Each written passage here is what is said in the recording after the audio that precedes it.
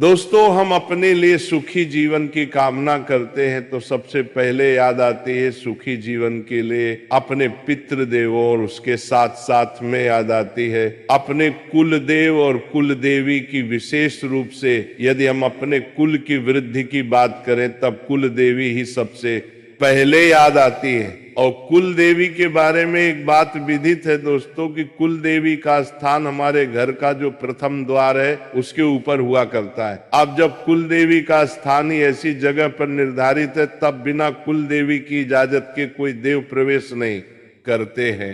यही कारण है दोस्तों कि जो कुल देवी की मान्यता नहीं करते हैं, या बहुत से लोग तो अपनी कुल देवी के बारे में जानते ही नहीं। दोस्तों, ऐसे में हम कितने ही देवों की पूजा करें फलित नहीं हो पाती, क्योंकि जब तक अपने ही नहीं तब दूसरे भी नहीं। सबसे पहले अपनों को मनाया जाता है, उसके बाद दूसरों को बुलाया जाता है। ये एक व्यवहारिक नियम है। अब बहुत लोग कह देते हैं जी हम हर देव की पूजा करते हैं, इतने इतने इतने मिनट करते हैं, ये मंत्र करते हैं, ये चालीसा करते हैं, परंतु फल नहीं आ पाता। इसका सीधा सा कारण है कि कुल देवी आपके ऊपर ना खुश है। मैं तो कहता हूं कर लीजिए कुल देवी को प्रसन्न, और देवी प्रसन्न तो फिर सारे देवों का आगमन शुरू, और आप जो पूजा करेंगे आपकी फलित होने लग जाएगी। इतना सा ही है दोस्तों। छोटा सा उपाय बता देता हूं कि जैसा कि मैंने बताया कि सुबह उठे तो एक बार बस ये बोलते, एक बार के बोलने से ही आपका पूरा काम हो जाएगा। पर रोजाना बोले पर बोलना कैसा है और किस जगह बोलना है, कैसे बोलना है, बस ये बात आप और स्मरण कर लेंगे तो काम बन जाएगा, और कुल देवी रहेंगे आप पर सदा प्रसन्न। दोस्तों, कुल देवी का अपने मुख्य द्वार के ऊपर वास होता है। अब चाहे कोई व्यक्ति अपनी कुल देवी को ना जाने तो भी कोई बात नहीं, वास फिर भी होगा, और जाने तो भी होगा। दोस्तों, ये जो प्रयोग मैं बता रहा हूं ये सिर्फ आपने एक स्मरण करने के लिए है कि आप कुल देवी को इस रूप में स्मरण करेंगे तो कुल देवी आपके घर में सदा कृपा बरसाए और आप पर सदा प्रसन्न रहे। इतना सा छोटा उपाय तो बस एक छोटा सा मंत्र है। आपने ये मंत्र बोलना कब है, इसे बस स्मरण कर ले। जब भी आप उठते हैं दोस्तों, सुबह उठते हैं, कितने ही बजे उठते हैं, पर जब पहली बार घर के दरवाजे को क्रॉस करके बाहर जाते हैं, चाहे आप नहाए नहीं नहाए, आप शंका समाधान के लिए गए नहीं गए नहीं गए, कोई फर्क नहीं पड़ता। जब पहली बार दरवाजा क्रॉस करके बाहर जाते हैं, आपने ये काम करना कि क्रॉस करने के बाद एक बार अपने घर में मेन गेट में वापस आए और दरवाजे में खड़े हो जाएं और अंदर की तरफ ही मुख रखें। जैसे दरवाजे में प्रवेश कर रहे, दरवाजे के द्वार के सेंटर में खड़े हो जाए बस। दोस्तों, अब ये करके आपने ये मंत्र बोल देना है और कुछ करने की जरूरत नहीं है। यहाँ न किसी प्रकार की पूजा करना है, न किसी प्रकार की धूप बत्ती, न अगरबत्ती, किसी प्रकार का कुछ नहीं करना है। और आपने ये बोल देना है, प्रथम नमामि कुलदेव रक्ष रक्ष मम देव, परिवार शिरसा नमामि पुनः पुनः, कार्यसु सफलम भवे। बस दोस्तों, ये जो मंत्र है इस मंत्र को केवल एक ही बार बोलना है कि प्रथम में कुल देवी को नमस्कार करता हूं, मेरे परिवार की रक्षा करें। बार बार सिर से झुकाकर प्रणाम करता हूं, मेरे कार्य सफल कर। बस ये करो। और हाँ, ये तो मैंने इसका भाव बताया है दोस्तों, पर मंत्र को आप इसको याद कर लेना। आसान मंत्र है, एक बार बोल दिया कर रोजाना कर ले तो अति उत्तम है। और यदि रोजाना ना करे तो कम से कम दोस्तों 21 दिन इसे लगातार करके देखे और इसका परिणाम भी देखे, फिर अच्छा लगे तो फिर कर ले। वैसे 21 दिन तो लगातार करे, उसके बाद करे तो कभी छूट भी जाए तो चिंता न करे। तो कुल देवी की आने लगेगी कृपा, और कुल देवी प्रसन्न तो सारे देव प्रसन्न। कभी कोई कार्य नहीं रुकेगा, आपका जीवन बदलने लगेगा।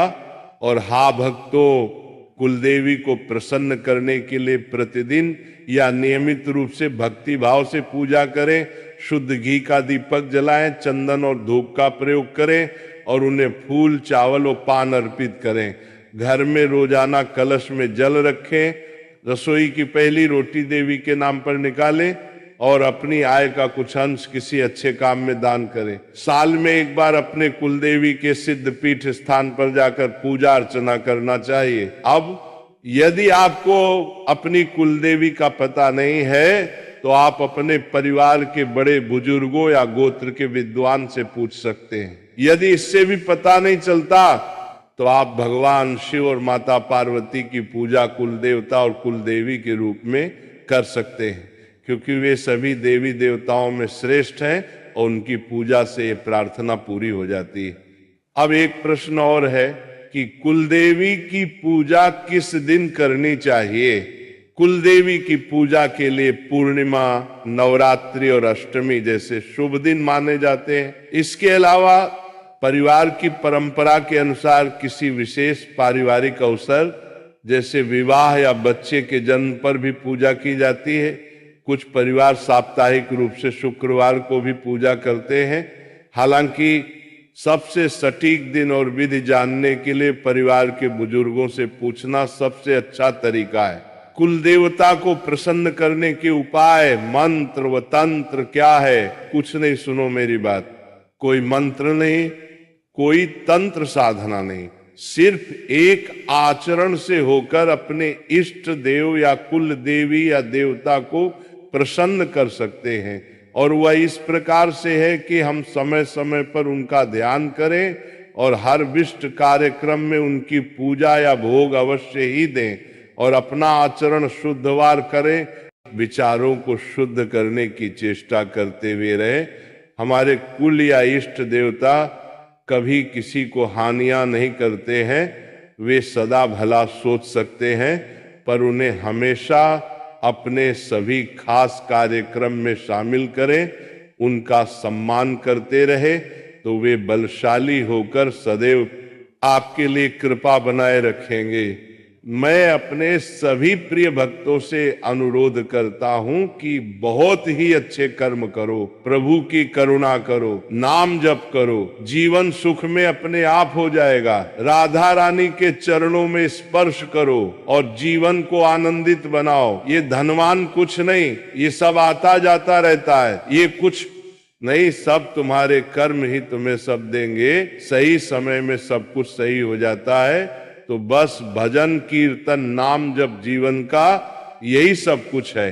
अब हम और आप थोड़ा सा नाम जाप करेंगे, तो मेरे साथ मिलकर बोलना, जय राधा रानी, जय राधा रानी, जय राधा रानी, जय राधा रानी, जय राधा रानी, जय राधा रानी, जय राधा रानी, जय राधा रानी, जय राधा रानी, जय राधा रानी, जय राधा रानी, जय राधा रानी, जय राधा रानी, जय राधा रानी, जय राधा रानी।